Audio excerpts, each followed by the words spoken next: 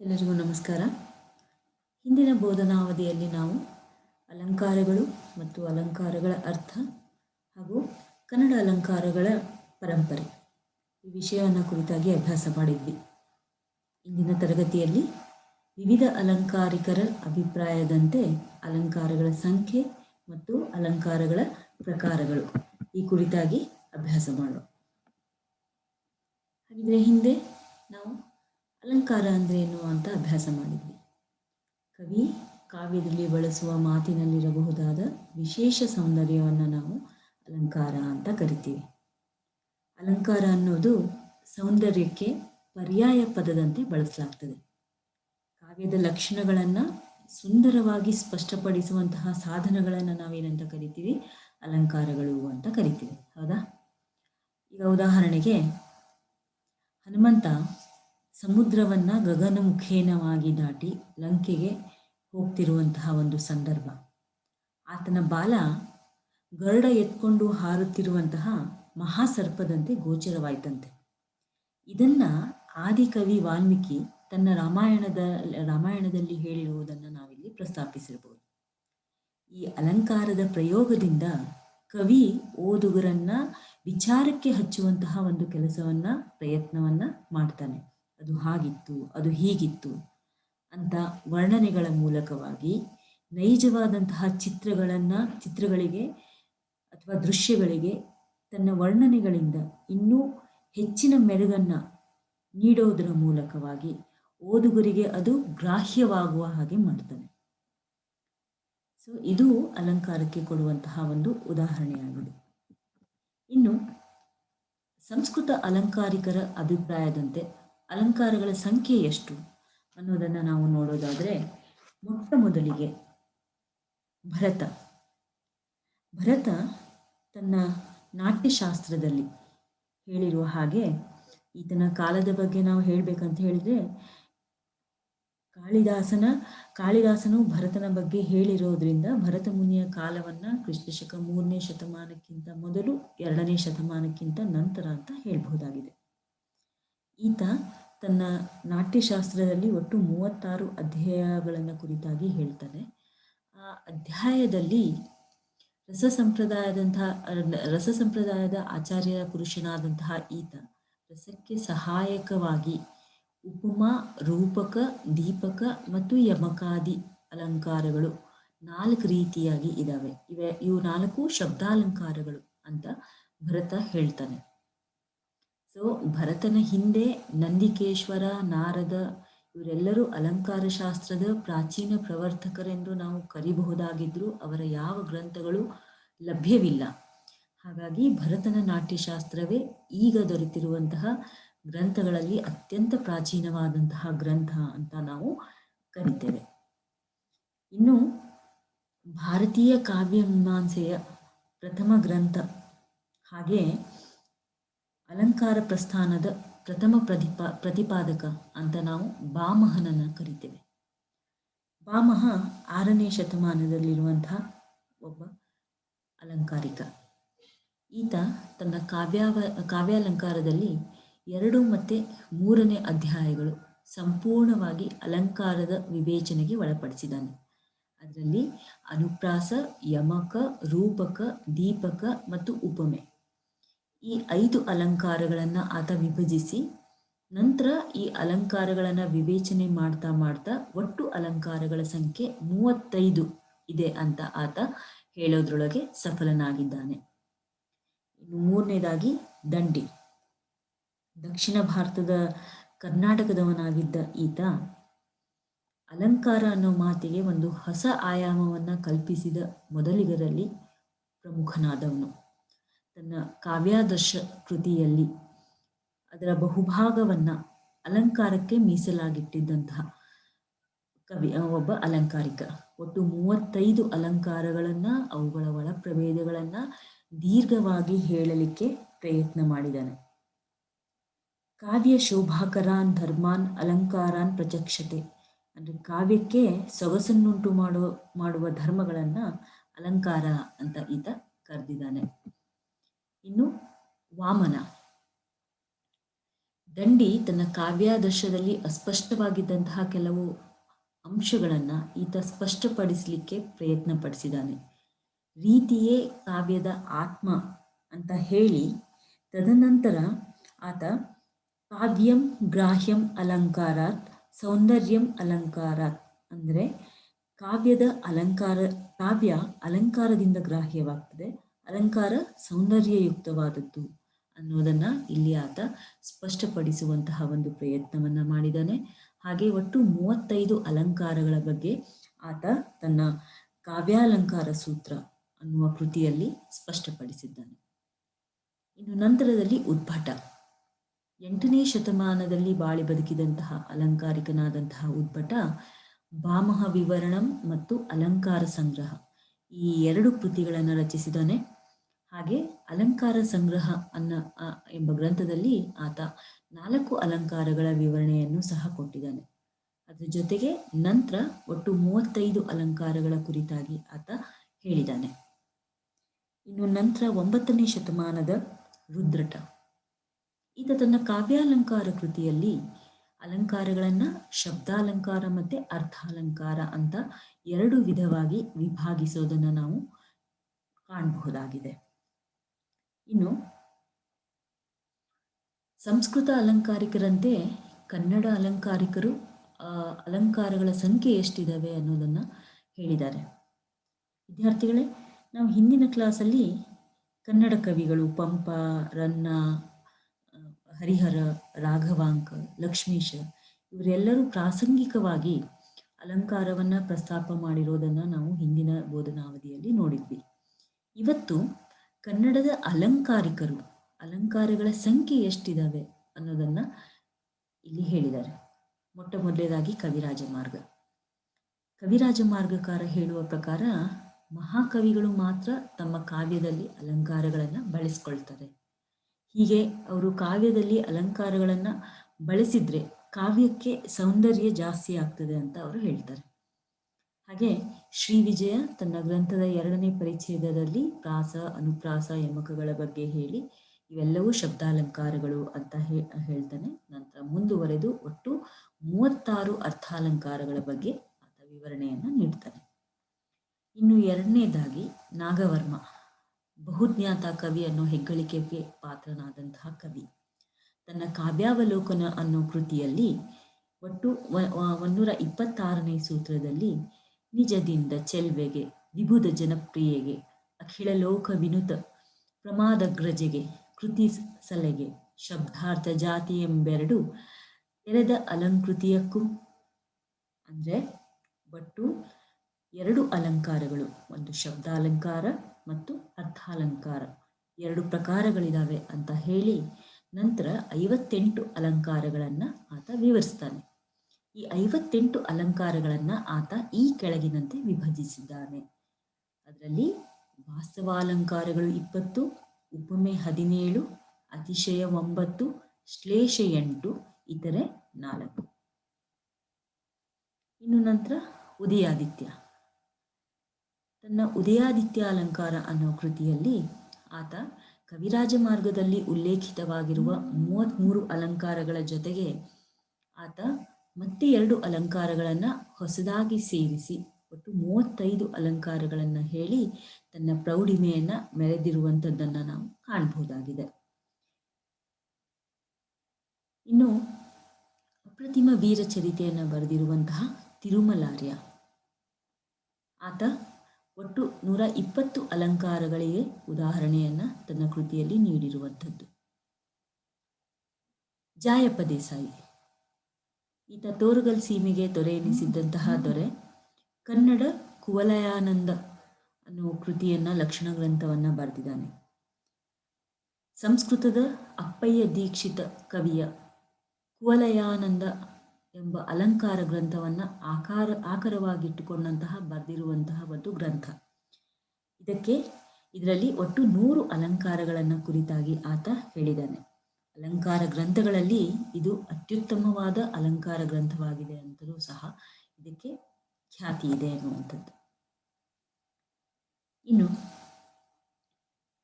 ನಾವು ಅಲಂಕಾರಗಳ ಅರ್ಥ ಹಾಗೆ ಸಂಸ್ಕೃತ ಮತ್ತು ಕನ್ನಡ ಅಲಂಕಾರಿಕರು ಸಂಸ್ಕೃತಿಗಳ ಅಲಂಕಾರಗಳ ಸಂಖ್ಯೆ ಎಷ್ಟಿದ್ದಾವೆ ಅನ್ನೋದನ್ನು ನಾವು ಕಲಿತ್ವಿ. ಈಗ ಅಲಂಕಾರಗಳ ಪ್ರಕಾರಗಳು. ವಿದ್ಯಾರ್ಥಿಗಳೇ, ನಾವು ಈ ಒಂದು ಚಿತ್ರದಲ್ಲಿ ಒಟ್ಟು ಅಲಂಕಾರದ ಅಲಂಕಾರದ ಬಗೆಯನ್ನು ನಾವು ನೋಡಬಹುದಾಗಿದೆ. ಅಲಂಕಾರದಲ್ಲಿ ಮುಖ್ಯವಾಗಿ 2 ವಿಧಗಳು, ಒಂದು ಶಬ್ದಾಲಂಕಾರ, ಮತ್ತೊಂದು ಅರ್ಥಾಲಂಕಾರ. ಶಬ್ದಾಲಂಕಾರದಲ್ಲಿ 3 ವಿಧ: ಯಮಕ, ಅನುಪ್ರಾಸ, ಚಿತ್ರಕವಿತ್ವ. ಹೌದಾ? ಹಾಗೆ ಅನುಪ್ರಾಸಕ್ಕೆ ಬಂದರೆ ಅನುಪ್ರಾಸದಲ್ಲಿ 2 ವಿಧಗಳು, ನೃತ್ಯಾನುಪ್ರಾಸ ಮತ್ತು ಛೇಕಾನುಪ್ರಾಸ. ಇದಿಷ್ಟು ಶಬ್ದಾಲಂಕಾರಗಳ ಬಗ್ಗೆ ಆಯಿತು. ಇನ್ನು ಅರ್ಥಾಲಂಕಾರದಲ್ಲಿ ಉಪಮಾ, ರೂಪಕ, ಉತ್ಪ್ರೇಕ್ಷೆ, ದೀಪಕ, ದೃಷ್ಟಾಂತ, ಅರ್ಥಾಂತರನ್ಯಾಸ ಮತ್ತು ಶ್ಲೇಷೆ, ಹೀಗೆ 7 ವಿಧಗಳನ್ನು ನಾನು ಇಲ್ಲಿ ಹೇಳಿದ್ದೇನೆ. ಹಾಗೆ ಅರ್ಥಾಲಂಕಾರಗಳು ನಿಜ ಹೇಳಬೇಕಂದ್ರೆ 100ಕ್ಕಿಂತ ಜಾಸ್ತಿನೇ ಇದ್ದಾವೆ. ಆದರೆ ಇವತ್ತು ನಾವು ಅಧ್ಯಯನಕ್ಕೆ ತೆಗೆದುಕೊಂಡಿರುವಂಥದ್ದು ಕೇವಲ 7. ಅಲಂಕಾರಗಳ ಉದಾಹರಣೆಯನ್ನು, ಅಲಂಕಾರಗಳ ಬಗೆಗಿನ ವಿವರಣೆಯನ್ನು ನಾವು ಮುಂದಿನ ವಿಡಿಯೋದಲ್ಲಿ ನಿಮಗೆ ಹೇಳ್ತೇವೆ. ಆದರೆ ಈಗ ಕೇವಲ ಅಲಂಕಾರದ ಸಂಕ್ಷಿಪ್ತ ಪರಿಚಯವನ್ನು, ಅದರ ಮುನ್ನೋಟವನ್ನು ನಾವು ನೋಡೋಣ. ಹಾಗಿದ್ರೆ ಅಲಂಕಾರದಲ್ಲಿ ಈಗಾಗಲೇ ಹೇಳಿದ ಹಾಗೆ ಒಟ್ಟು 2 ಪ್ರಕಾರಗಳು. ಹೌದಾ? ಅಲಂಕಾರದಲ್ಲಿ ಮೊದಲನೇದಾಗಿ ಶಬ್ದಾಲಂಕಾರ, ಮತ್ತೊಂದು ಅರ್ಥಾಲಂಕಾರ. ಹಾಗೆ ಶಬ್ದಾಲಂಕಾರ ಅಂದರೆ ಕಾವ್ಯದ ಸೌಂದರ್ಯವನ್ನು ಶಬ್ದಗಳ ಮೂಲಕವಾಗಿ ಹೆಚ್ಚಿಸುವುದನ್ನು ನಾವು ಶಬ್ದಾಲಂಕಾರ ಅಂತ ಕರಿತೀವಿ.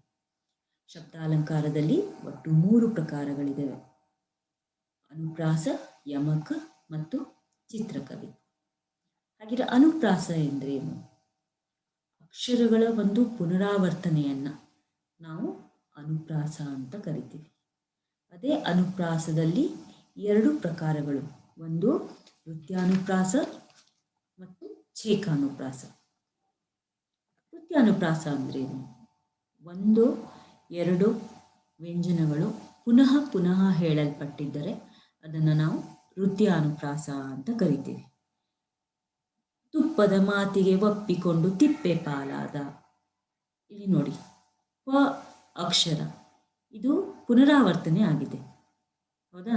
ಒಂದು ವ್ಯಂಜನ ಪುನರಾವರ್ತನೆ ಆಗಿರುವಂಥದ್ದನ್ನು ನಾವು ನೃತ್ಯಾನುಪ್ರಾಸ ಅಂತ ಕರಿತೀವಿ. ಇನ್ನು ಛೇಕಾನುಪ್ರಾಸ 2 ವ್ಯಂಜನಗಳಿಂದ ಕೂಡಿದ ಶಬ್ದದ ಪುನರಾವೃತ್ತಿಯನ್ನು ನಾವು ಛೇಕಾನುಪ್ರಾಸ ಅಂತ ಕರಿತೀವಿ. ಹಾಡಿ ಹಾಡಿ ರಾಗ ಬಂತು, ಉಗುಳಿ ಉಗುಳಿ ರೋಗ ಬಂತು. ಇಲ್ಲಿ ಹಾಡಿ ಹಾಡಿ ಅನ್ನುವಂಥದ್ದು, ಉಗುಳಿ ಉಗುಳಿ ಅನ್ನುವಂಥದ್ದು. ಹೌದಾ? ಇವೆರಡು ಪುನರಾವರ್ತನೆ ಆಗಿದೆ. ಇವನ್ನು ನಾವು ಏನಂತ ಕರಿತೀವಿ? ಛೇಕಾನುಪ್ರಾಸ ಅಂತ ಕರಿತೀವಿ. ಇನ್ನು ಯಮಕ. ಒಂದು ಪದ್ಯದಲ್ಲಿ 3 ಅಥವಾ 3ಕ್ಕಿಂತ ಹೆಚ್ಚಿನ ಅಕ್ಷರಗಳನ್ನು ಪದ ಅಥವಾ ಪದಭಾಗ ಅಥವಾ ಒಂದು ಪದ್ಯದ ಆದಿ, ಮಧ್ಯ, ಅಂತ್ಯಸ್ಥಾನಗಳಲ್ಲಿ ಮತ್ತೆ ಮತ್ತೆ ಬಂದರೆ ಅದನ್ನು ಯಮಕ ಅಂತ ಕರಿತೀವಿ. ಬರಹೇಳ್, ನಿಕುಂಭನಂ, ಶುಂಭನಂ, ಜಂಬನಂ, ಬರಹೇಳ್, ನಿಶಬಲನಂ, ಪ್ರಬಲನಂ, ಸುಬಲನಂ.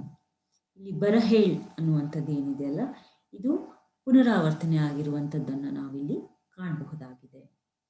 ಇನ್ನು ಚಿತ್ರಕವಿತ್ವ. ಅಕ್ಷರಗಳನ್ನು, ಪದಗಳನ್ನು ಕುಶಲತೆಯಿಂದ ಆರಿಸಿ ಜೋಡಿಸಿ ಕವಿಗಳು ಉಂಟು ಮಾಡುವಂತಹ ಒಂದು ಶಬ್ದ ವೈಚಿತ್ರ್ಯವನ್ನು ನಾವು ಚಿತ್ರಕವಿತ್ವ ಅಂತ ಕರಿತೀವಿ. ಇವಿಷ್ಟು ಶಬ್ದಾಲಂಕಾರಗಳ ಬಗ್ಗೆ ಆಯಿತು. ಇನ್ನು ಅರ್ಥಾಲಂಕಾರಗಳು. ಪದಗಳ ಅರ್ಥ ಚಮತ್ಕಾರದಿಂದ ಕಾವ್ಯ ಅಥವಾ ಮಾತಿನ ಸೌಂದರ್ಯ ಹೆಚ್ಚುವಂತಾದರೆ ಅದನ್ನು ಅರ್ಥಾಲಂಕಾರ ಅಂತ ಕರಿತೀವಿ. ಶಬ್ದಾಲಂಕಾರದಲ್ಲಿ ಶಬ್ದಕ್ಕೆ ಹೆಚ್ಚಿನ ಪ್ರಾಮುಖ್ಯತೆ ಇದ್ದರೆ ಅರ್ಥಾಲಂಕಾರದಲ್ಲಿ ಅರ್ಥ ಚಮತ್ಕೃತಿಗೆ ಹೆಚ್ಚಿನ ಒಂದು ಪ್ರಾಮುಖ್ಯತೆ ಇರುವಂಥದ್ದು. ಅರ್ಥಾಲಂಕಾರದಲ್ಲಿ ಸುಮಾರು 100ಕ್ಕೂ ಮಿಕ್ಕಿದ ಅಲಂಕಾರಗಳು ಇದ್ದಾವೆ ಅನ್ನುವಂಥದ್ದು. ಹೌದಾ? ಹಾಗಿದ್ರೆ ಇಲ್ಲಿ ನಾವು ಅರ್ಥಾಲಂಕಾರವನ್ನು ನೋಡೋದಾದ್ರೆ ಒಟ್ಟು 10 ಅರ್ಥಾಲಂಕಾರಗಳನ್ನು ನಾವು ನೋಡ್ತೇವೆ. ಇಲ್ಲಿ ಮೊದಲೇದಾಗಿ ಬಹುಮುಖ್ಯವಾಗಿರುವಂಥದ್ದು ಉಪಮಾ ಮತ್ತು ರೂಪಕ ಅಲಂಕಾರವಾಗಿದೆ. ಉಪಮಾ ಅಲಂಕಾರ ಅಂದ್ರೇನು? ಎರಡು ವಸ್ತುಗಳಲ್ಲಿಯ ಪರಸ್ಪರ ಸಾದೃಶ್ಯ ಸಂಪತ್ತನ್ನು ಹೇಳುವಂಥದ್ದು. ಅದನ್ನು ಉಪಮಾ ಅಲಂಕಾರ ಅಂತ ಕರಿತೀವಿ. ಈ ಉಪಮಾ ಅಲಂಕಾರದಲ್ಲಿ ಒಟ್ಟು 4 ವಿಷಯಗಳನ್ನು ನಾವು ಇಲ್ಲಿ ಗಮನದಲ್ಲಿಟ್ಕೊಳ್ಬೇಕು. 4 ಅಂಶಗಳು ಕೂಡಿರ್ತವೆ. 4 ಅಂಶಗಳಿಂದ ಕೂಡಿರುವಂಥದ್ದು ಯಾವುದದು? ಉಪಮಾನ, ಉಪಮೇಯ, ಸಮಾನ ಧರ್ಮ ಮತ್ತು ಸಮಾನ ವಾಚಕ. ಈ 4 ಅಂಶಗಳಿಂದ ಕೂಡಿದ್ರೆ ಅದನ್ನು ಪೂರ್ಣೋಪಮೇಯ ಅಂತ ಕರಿತೀವಿ. ಇವುಗಳಲ್ಲಿ ಒಂದು ಇಲ್ಲವೇ ಹೆಚ್ಚು ಅಂಶಗಳು ಲುಪ್ತವಾಗಿದ್ದರೆ ಅವುಗಳನ್ನು ನಾವು ಲುಪ್ತೋಪಮೇಯ ಅಂತ ಕರೆಯುವಂಥದ್ದು. ದಸರಾ ಕಾಲದಲ್ಲಿ ಮೈಸೂರು ಇಂದ್ರನ ಅಮರಾವತಿಯಂತೆ ಜಗಮಗಿಸುತ್ತದೆ. ಇಲ್ಲಿ ಉಪಮಾನ ಬಂದು ಇಂದ್ರನ ಅಮರಾವತಿ, ಉಪಮೇಯ ಬಂದು ಮೈಸೂರು, ಸಮಾನ ಧರ್ಮ ಬಂದು ಜಗಜಗಿಸುವುದು, ಉಪಮಾ ವಾಚಕ ಅಂತೆ. ಹೌದಾ? ಇದು ಉಪಮಾ ಅಲಂಕಾರವಾಯಿತು. ಇನ್ನು ರೂಪಕಾಲಂಕಾರ. ಉಪಮೇಯವನ್ನು ಉಪಮಾನವನ್ನಾಗಿ ರೂಪಿಸಿಕೊಳ್ಳುವಂಥದ್ದನ್ನು ನಾವು ರೂಪಕಾಲಂಕಾರ ಅಂತ ಕರಿತೀವಿ. ವಿದ್ವಾಂಸನಾದ ಆತ ಸಾಕ್ಷಾತ್ ಸರಸ್ವತಿ. ಇದು ರೂಪಕಾಲಂಕಾರಕ್ಕೆ ಉದಾಹರಣೆಯಾಗಿದೆ. ನಂತರ ದೃಷ್ಟಾಂತ ಅಲಂಕಾರ ಮತ್ತು ಉತ್ಪ್ರೇಕ್ಷ ಅಲಂಕಾರ. ದೃಷ್ಟಾಂತ ಅಲಂಕಾರ ಅಂತ ಹೇಳಿದರೆ, ವರ್ಣನೆ ಮಾಡುವಾಗ ಕವಿಯು ಒಂದನ್ನೊಂದು ಪ್ರತಿಬಿಂಬಿಸುವ ಹಾಗೆ 2 ವಾಕ್ಯಗಳನ್ನು ಪ್ರಯೋಗಿಸಿದರೆ, ಅಂದರೆ ಒಂದರ ಭಾವ ಇನ್ನೊಂದರಲ್ಲಿ ಪ್ರತಿಬಿಂಬದ ಹಾಗೆ ಕಂಡು ಬಂದರೆ ಅದನ್ನು ನಾವು ದೃಷ್ಟಾಂತ ಅಲಂಕಾರ ಅಂತ ಕರಿತೀವಿ. ಇಲ್ಲಿ ಊರು ಉಪಕಾರ ಅರಿಯದು, ಹೆಣ ಶೃಂಗಾರ ಅರಿಯದು, ಅಟ್ಟ ಮೇಲೆ ಒಲೆ ಉರಿಯಿತು, ಕೊಟ್ಟ ಮೇಲೆ ಅಳಿಯ ಉರಿದ. ಹೀಗೆ ಒಂದರ ಭಾವ ಇನ್ನೊಂದರಲ್ಲಿ ಗೋಚರಿಸುವಂಥದ್ದನ್ನು ನಾವು ಅರ್ಥಾಲಂಕಾರಗಳು ಅಂತ ಕರಿತೀವಿ. ದೃಷ್ಟಾಂತ ಅಲಂಕಾರ ಅಂತ ಕರಿತೀವಿ. ಇನ್ನು ಒಂದು ಪದಾರ್ಥವನ್ನಾಗಲಿ ಅಥವಾ ಸನ್ನಿವೇಶವನ್ನಾಗಲಿ ಮತ್ತೊಂದನ್ನಾಗಿ ವರ್ಣಿಸಿದರೆ ಅದನ್ನು ಉತ್ಪ್ರೇಕ್ಷ ಅಲಂಕಾರ ಅಂತ ಕರಿತೀವಿ. ಇಲ್ಲಿ ಒಂದು ಉದಾಹರಣೆಯನ್ನು ಕೊಡ್ತೇನೆ ನಿಮಗೆ. ಆ ಸೇನಾ ರಜದಿಂ ಪರಿಧೂಸರ ಮಾದುದು ನಿಜಾಂಗಮಂ ತೊಳೆಯಲ್ಕೆ ದೋಸರಿಸದೆ ಪಕ್ಕಂತಿರೆ. ಈ ಒಂದು ಪದ್ಯದಲ್ಲಿ, ಇದು ಒಂದು ಕಂದ ಪದ್ಯದ ಒಂದು ಯುದ್ಧ ಸಮಯದ ಒಂದು ಸಾಯಂಕಾಲದ ವರ್ಣನೆ. ಸೇನೆಯ ಕಾಲ್ತುಳಿತದಿಂದ ಉಂಟಾದಂತಹ ಕೆಂಪು ಧೂಳಿನಿಂದ ದೂಸರನಾದಂತಹ ಸೂರ್ಯ ತನ್ನ ದೇಹವನ್ನು ತೊಳೆದುಕೊಳ್ಳಿಕ್ಕೆ ಪಶ್ಚಿಮ ಸಮುದ್ರವನ್ನು ಹೊಕ್ಕಿದ ಅನ್ನೋದು ಕವಿಯ ಕಲ್ಪನೆ.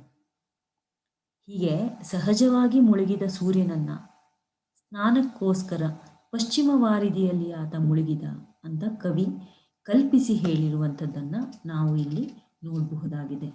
ಇದನ್ನು ಉತ್ಪ್ರೇಕ್ಷಾಲಂಕಾರ ಅಂತ ಕರೆಯುವಂಥದ್ದು. ಇನ್ನು ಅರ್ಥಾಂತರ ನ್ಯಾಸಾಲಂಕಾರ ಮತ್ತು ಶ್ಲೇಷಾಲಂಕಾರ. ಒಂದು ವಿಶೇಷ ವಾಕ್ಯವನ್ನು ಸಾಮಾನ್ಯ ವಾಕ್ಯದಿಂದಾಗಲಿ ಅಥವಾ ಸಾಮಾನ್ಯ ವಾಕ್ಯವನ್ನು ವಿಶೇಷ ವಾಕ್ಯದಿಂದಾಗಲಿ ಸಮರ್ಥನೆ ಮಾಡುವಂಥದ್ದನ್ನು ನಾವು ಅರ್ಥಾಂತರ ನ್ಯಾಸಾಲಂಕಾರ ಅಂತ ಕರಿತೀವಿ. ಉದಾಹರಣೆಗೆ, ಗುಣಿಗಳ ಗೆಳೆತನದಿಂದ ಅಲ್ಪನಿಗೂ ಅಧಿಕ್ಯ ಬರುವುದು, ಹೂವಿನಿಂದ ನಾರು ಸ್ವರ್ಗ ಸೇರುವುದಲ್ಲವೇ ಅನ್ನೋ ಒಂದು ವಾಕ್ಯವನ್ನು ತೆಗೆದುಕೊಳ್ಬಹುದು. ಇನ್ನು ಶ್ಲೇಷಾಲಂಕಾರ. ಬೇರೆ ಬೇರೆ ಅರ್ಥಗಳನ್ನು ಹೊಂದಿದ ಒಂದೇ ಶಬ್ದ ವರ್ಣಿಸುವ ವಿಷಯ ಮತ್ತು ಅವರ್ಣ್ಯವಾದ ವಿಷಯಗಳ ಪರವಾಗಿ ಬೇರೆ ಬೇರೆ ಅರ್ಥ ಕೊಡುವುದು ಶ್ಲೇಷಾಲಂಕಾರ ಅಂತ ಹೇಳಬಹುದಾಗಿದೆ. ಅಂದರೆ ಒಂದೇ ಶಬ್ದ ರಚನೆಯುಳ್ಳ ಅನೇಕ ವಸ್ತುಗಳನ್ನು ಭಿನ್ನಾರ್ಥಗಳಾಗುವಂತೆ ವರ್ಣಿಸುವುದನ್ನು ನಾವು ಶ್ಲೇಷಾಲಂಕಾರ ಅಂತ ಕರಿತೀವಿ. ಈಗ ತುಮ್ ತುಮ್ ತುಮ್ ತುಮ್ ತುಮ್ ತುಮ್ ತುಮ್ ತುಮ್ ತುಂಬಿ ಬಂದಿತ್ತ ತಂಗಿ ತುಂಬಿ ಬಂದಿತ್ತು ಅಂತ ದ ರಾ ಬೇಂದ್ರೆಯವರ ಒಂದು ಪದ್ಯ. ಈ ಕವನದಲ್ಲಿ ಒಂದು ಕಡೆ ತುಂಬಿ ಬಂದಿತ್ತು ಅಂತ ಇದೆ. ಇಲ್ಲಿ ತುಂಬಿ ಬಂದಿತ್ತು ಅಂದರೆ ಭ್ರಮರ ಬಂದಿತ್ತು ಅಂತ ಅರ್ಥ. ತುಂಬಿಯನ್ನ ಭ್ರಮರ ಅಂತಲೂ ಕರಿತೀವಿ. ಇನ್ನೊಂದು ಕಡೆ ತುಂಬಿ ಬಂದಿತ್ತ ಅಂತ ಇದೆ, ಅಲ್ಲಿ ತುಂಬಿ ಅನ್ನೋ ಪದ ಬಳಕೆಯಾಗಿದೆ. ಇಲ್ಲಿ ತುಂಬಿ ಬಂದಿತ್ತು ಅಂದರೆ ಜೀವಗಂಗೆ ತುಂಬಿ ಬಂದಿರುವುದನ್ನು ನಾವು ಉಲ್ಲೇಖ ಮಾಡಬಹುದು. ಇಲ್ಲಿ ಒಂದು ಕಡೆ ತುಂಬಿ ಅಂತ ಹೇಳಿದರೆ ಜೀವಗಂಗೆ ತುಂಬಿ ತುಳ್ಕೋದನ್ನು ನಾವು ತುಂಬಿ ಅಂತ ಕರೆದಿದ್ದೇವೆ. ಮತ್ತೊಂದು ಕಡೆ ತುಂಬಿ ಬಂದಿರೋದನ್ನು ಭ್ರಮರ ಅಂತ ಕರೆದಿರೋದನ್ನು ನಾವು ಇಲ್ಲಿ ನೋಡಬಹುದಾಗಿದೆ. ಹೀಗೆ ಈ ಒಂದು ಬೋಧನಾವಧಿಯಲ್ಲಿ ನಾವು ವಿವಿಧ ಅಲಂಕಾರಿಕರ ಪ್ರಕಾರ, ಅಲಂಕಾರಗಳ ಸಂಖ್ಯೆ, ಹಾಗೆ ಅಲಂಕಾರ ಮತ್ತು ಅಲಂಕಾರಗಳ ವಿಧಗಳನ್ನು ಕುರಿತಾಗಿ ಅಭ್ಯಾಸ ಮಾಡಿದ್ವಿ. ಧನ್ಯವಾದಗಳು.